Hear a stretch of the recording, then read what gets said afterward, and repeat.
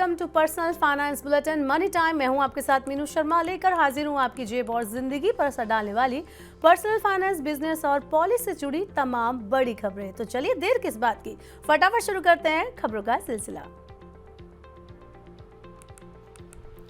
सोने की रिकॉर्ड ऊंची कीमतों ने गोल्ड ज्वेलरी की बिक्री को फीका कर दिया है। गोल्ड ज्वेलरी के थोक और खुदरा विक्रेताओं का कहना है कि इस धनतेरस पर मांग कम रहेगी और खासतौर से मात्रा में कमी आएगी। सोने की कीमत इस समय दिल्ली में 80,000 रुपए प्रति 10 ग्राम के आसपास है। चांदी की कीमत 1 लाख रुपए प्रति किलोग्राम को पार कर गई है। सैनको गोल्ड एंड डायमंड्स के सीईओ सुवनकर सेन ने कहा है कि पिछले धनतेरस की तुलना में इस साल मात्रा के लिहाज से बिक्री में कम से कम 10 से 12% की गिरावट आएगी, क्योंकि कीमतें बहुत बढ़ गई हैं। इस साल वैश्विक अनिश्चितताओं के कारण सोने की कीमत बहुत तेजी से बढ़ी है। घरेलू और अंतर्राष्ट्रीय स्तर पर कीमतें अब तक के उच्चतम स्तर पर हैं। कीमतें बढ़ने की वजह से उपभोक्ताओं की रुचि कुछ कम हुई है।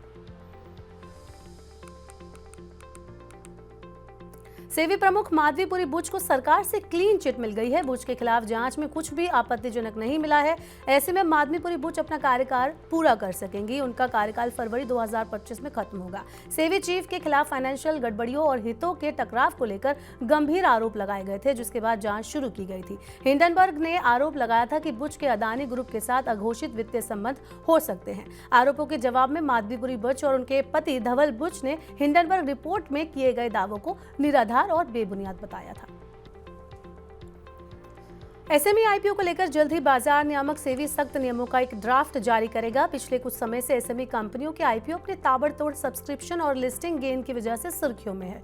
सेबी ने एसएमई आईपीओ में गड़बड़ी पकड़ी है और इसके चलते सेबी अब सख्त रेगुलेटरी फ्रेमवर्क लाने पर विचार कर रही है। एसएमई आईपीओ पर एक डिस्कशन पेपर पर काम चल रहा है। एसएमई की लिस्टिंग पर एक्सचेंजों और सेबी की कड़ी नजर है, ताकि ये सुनिश्चित किया जा सके कि कोई धांधली ना हो। जिस हिसाब से एसएमई आईपीओ को ताबड़तोड़ बोलियां मिल रही हैं, इनके लिए मार्केट बनाया जा रहा है, अंडर राइटिंग हो रही है, उस स्थिति में गड़बड़ दिख रही है। एसएमई की इकोनॉमी में बड़ी भूमिका है, लेकिन निवेशकों, खासतौर से खुदरा निवेशकों को इसके आईपीओ से सावधान रहने की जरूरत है। केंद्र सरकार के कर्मचारियों के लिए बड़ी खुशखबरी है। सरकार ने सीजीएचएस और ईसीएचएस की सर्विस का दायरा बढ़ा दिया है। अब केंद्रीय कर्मचारी 40 प्राइवेट अस्पताल, नर्सिंग होम और डायग्नोसिस सेंटर में अपना इलाज करवा सकते हैं। सरकार ने अपनी लिस्ट में 40 अस्पतालों को शामिल कर लिया है। इन सभी अस्पतालों की रेट लिस्ट भी सीजीएचएस और ईसीएचएस के तहत आने वाले कर्मचारियों के बराबर होगी। Ex serviceman contributory health scheme ने 40 प्राइवेट अस्पतालों, नर्सिंग होम और डायग्नोस्टिक सेंटर को अपने पैनल में शामिल किया है। पैनल में शामिल सभी अस्पतालों और डायग्नोस्टिक सेंटर्स को रक्षा मंत्रालय की शर्तों का पालन करना होगा, जिसमें सर्विस की दरें भी शामिल हैं। सीजीएचएस और ईसीएचएस दोनों ही भारत सरकार की स्वास्थ्य योजना है, लेकिन ये अलग अलग समूहों को सर्विस देती हैं। सीजीएचएस केंद्र सरकार के कर्मचारियों और उनके परिवारों के लिए है, जबकि ईसीएचएस सेना के रिटायर कर्मियों और उनके आश्रितों के लिए है। डेलॉयट इंडिया ने मजबूत सरकारी खर्च और उच्च विनिर्माण निवेश से भारतीय अर्थव्यवस्था के चालू वित्त वर्ष में 7 से 7.2% की दर से बढ़ने का अनुमान लगाया है। डेलॉयट इंडिया ने कहा है कि वैश्विक वृद्धि में नरमी से अगले वित्त वर्ष की संभावना प्रभावित होगी। डेलॉयट ने कहा है कि संपन्न विनिर्माण क्षेत्र, स्थिर तेल कीमतें और चुनाव के बाद संभावित अमेरिकी मौद्रिक नीति में सहजता से भारत में पूंजी प्रवाह को बढ़ावा मिल सकता है। उत्पादन लागत कम हो सकती है और दीर्घकालिक निवेश व रोजगार के अवसर बढ़ सकते हैं। चालू वित्त वर्ष की अप्रैल-जून तिमाही में अर्थव्यवस्था में सालाना आधार पर 6.7% की वृद्धि हुई है। महंगाई को कम करने में अरबपति कारोबारी मुकेश अंबानी सरकार की मदद कर सकते हैं। सरकार भारत ब्रांड के तहत खाद्य पदार्थों जैसे आटा, चावल और दालों की बिक्री मुकेश अंबानी की रिटेल चेन रिलायंस रिटेल के जरिए देश भर में करने के लिए बातचीत कर रही है। भारत ब्रांड के तहत खाद्य वस्तुओं को रियायती दरों पर बेचा जाएगा।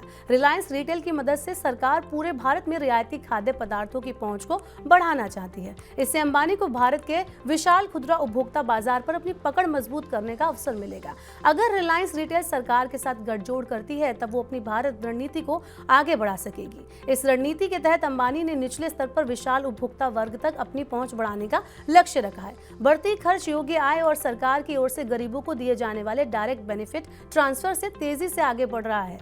किफायती खाद्य पदार्थों पर कम मार्जिन के बावजूद भारत ब्रांड से अंबानी को फायदा होगा, क्योंकि इनके स्टोर पर अतिरिक्त फुटफॉल्स की संख्या बढ़ेगी। सरकारी टेलीकॉम कंपनी बीएसएनएल ने उपभोक्ताओं को लुभाने के लिए कई नई सेवाएं पेश की हैं। इसमें स्पैम ब्लॉकर से लेकर ऑटोमेटेड सिम कियोस्क और डायरेक्ट टू डिवाइस सेवाएं शामिल हैं। बीएसएनएल ने सीडेक के साथ मिलकर माइनिंग ऑपरेशन के लिए 5G संपर्क सेवा भी शुरू की है। जून 2025 तक बीएसएनएल पूरी तरह से 4G सेवा शुरू करेगी और दिल्ली मुंबई में 5G की शुरुआत होगी। बीएसएनएल ने यह भी स्पष्ट किया है कि निकट भविष्य में वो मोबाइल टैरिफ में कोई वृद्धि नहीं करेगी। बीएसएनएल का मुख्य ध्यान अपने उपभोक्ताओं को खुश रखने और उनका भरोसा जीतने पर है। बीएसएनएल का यह बयान इसलिए महत्वपूर्ण है क्योंकि रिलायंस जियो, भारती एयरटेल और वोडाफोन आइडिया जैसी कंपनियां इस साल की शुरुआत में टैरिफ बढ़ा चुकी हैं और एक बार फिर शुल्क दरों में वृद्धि की बात चल रही है। देश में दूर दराज क्षेत्रों तक बीमा का दायरा बढ़ाने के लिए ई कॉमर्स कंपनियों और दूरसंचार नेटवर्क का उपयोग किया जा सकता है। सरकार सभी के लिए बीमा का लक्ष्य लेकर आगे बढ़ रही है। देश के प्रत्येक नागरिक के लिए बीमा लेने की चुनौती को देखते हुए मौजूदा मॉडल के अलावा गैर परंपरागत माध्यमों पर ध्यान देने की भी जरूरत महसूस की जा रही है ताकि सभी के लिए बीमा का लक्ष्य हासिल किया जा सके। इसके लिए सरकार ई कॉमर्स कंपनियों, टेलीकॉम कंपनियों और फिनटेक कंपनियों के जरिए बीमा उत्पाद बेचने पर विचार कर रही है क्योंकि इन कंपनियों की दूरदराज और बैंक सुविधा से वंचित लोगों तक अच्छी पहुंच है। इनकी भागीदारी के साथ सभी के लिए सस्ता और सुलभ बीमा कवर सुनिश्चित करने में मदद मिल सकती है। चौतरफा बिकवाली से शेयर बाजार में लगातार दूसरे दिन भी गिरावट रही। बीएसई सेंसेक्स 930 अंक से ज्यादा टूटकर 80,220 अंक पर बंद हुआ। नेशनल स्टॉक एक्सचेंज का निफ्टी 309 अंक की गिरावट के साथ 24,472 अंक पर बंद हुआ। कारोबारियों के अनुसार विदेशी संस्थागत निवेशकों की पूंजी निकासी और वैश्विक बाजारों में नरमी से घरेलू बाजार प्रभावित हुआ है। इसके अलावा कंपनियों के कमजोर तिमाही नतीजों से भी निवेशकों की धारणा प्रभावित हुई है। इस बड़ी गिरावट की वजह से बीएसई में लिस्टेड कंपनियों का बाजार पूंजीकरण 9,19,374 करोड़ रुपए घटकर 4,44,45,649 रुपए पर आ गया। सेंसेक्स के अलावा छोटी कंपनियों के शेयरों से जुड़ा बीएसई स्मॉल कैप सूचकांक 3.81% नीचे आया, जबकि मिड कैप इंडेक्स 2.52% टूट गया। भारतीय रिजर्व बैंक ने अनधिकृत विदेशी मुद्रा कारोबारी प्लेटफॉर्म की अलर्ट लिस्ट को संशोधित करते हुए टीडीएफएक्स और इनएफएक्स सहित 13 और इकाइयों को इसमें शामिल किया है। इस बदलाव के साथ लिस्ट में शामिल इकाइयों की कुल संख्या बढ़कर 88 हो गई है।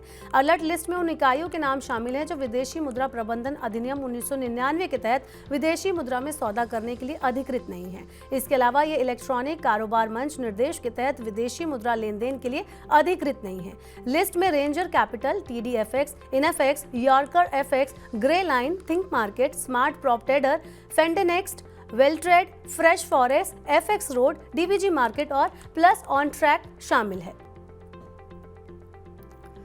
अरबपति उद्योगपति गौतम अडानी अपने विस्तार अभियान के तहत सीके बिरला समूह की कंपनी ओरिएंट सीमेंट का 8,100 करोड़ रुपए के मूल्यांकन पर अधिग्रहण करने जा रहे हैं। इस अधिग्रहण के साथ अडानी सीमेंट की कुल उत्पादन क्षमता मार्च 2025 तक बढ़कर 10 करोड़ टन प्रति वर्ष हो जाएगी। इससे देश के पूरे बाजार में उनकी हिस्सेदारी में 2% की बढ़ोतरी होगी। अडानी सीमेंट ने 8,100 करोड़ रुपए के शेयर मूल्य पर ओरिएंट सीमेंट लिमिटेड के अधिग्रहण के लिए एक समझौते पर हस्ताक्षर किए हैं। इसके तहत ओरिएंट सीमेंट के 46.8% शेयर का अधिग्रहण किया जाएगा। इससे सीमेंट व्यवसाय के लिए कच्ची सामग्री की लागत को कम करेगा और बाजार हिस्सेदारी में सुधार करेगा। इससे पहले अडानी समूह ने जून में 10,422 करोड़ रुपए के उद्यम मूल्य पर हैदराबाद की पेन्ना सीमेंट को खरीदने की घोषणा की थी। Global energy alliance for people and planet ने बुंदेलखंड एक्सप्रेसवे के किनारे 1,800 करोड़ रुपए की लागत से 500 मेगावाट का सौर पार्क विकसित करने के लिए उत्तर प्रदेश एक्सप्रेसवे औद्योगिक विकास प्राधिकरण के साथ गठजोड़ किया है। भारत में अपनी तरह की पहली ये योजना 296 किलोमीटर लंबे बुंदेलखंड एक्सप्रेसवे पर हरित ऊर्जा गलियारा स्थापित करेगी। ये बुंदेलखंड क्षेत्र को सौर ऊर्जा संचालित बुनियादी ढांचे के लिए एक मॉडल में बदलने का काम करेगा। इस परियोजना से प्रतिस्पर्धी दर पर बिजली पैदा होगी। इस सौर पार्क की स्थापना करीब 1,700 हेक्टेयर भूमि में की जाएगी। तो ये थी मनी टाइम में आज की तमाम बड़ी खबरें। वक्त हो गया आपसे विदा लेने का। अब आपसे होगी कल मुलाकात।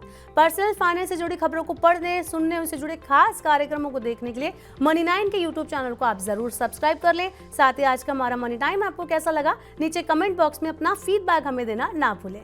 फिलहाल के लिए इस बुलेटिन में इतना ही। बने रहिए मनी 9 के साथ। नमस्कार, शुभ रात्रि।